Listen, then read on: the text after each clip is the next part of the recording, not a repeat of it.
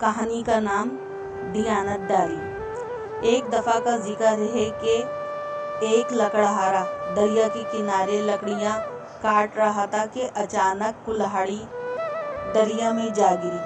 وہ غریب لکڑہارا لکڑیاں فروخت کر کے اپنے بچوں کا پیٹ پالتا تھا۔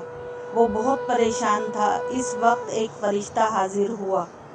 وہ لکڑہارے کی مدد کرنا چاہتا تھا۔ وہ دریا کے اندر کودا اور سونے کی کلہاڑی لے آیا۔ لکڑہارے نے کہا، یہ میری کلہاڑی نہیں ہے۔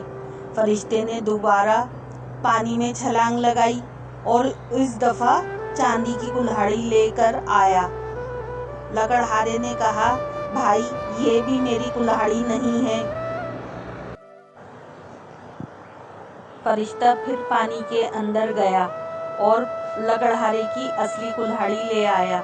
اپنی کلہاڑی دیکھ کر لکڑہارا بہت خوش ہوا اور فرشتہ اس کی دیانتداری سے بہت خوش ہوا اور تینوں کلہاڑیاں اسے تحفے میں دے دیں۔ نتیجہ: دیانتداری کا ہمیشہ اچھا صلہ انعام ملتا ہے۔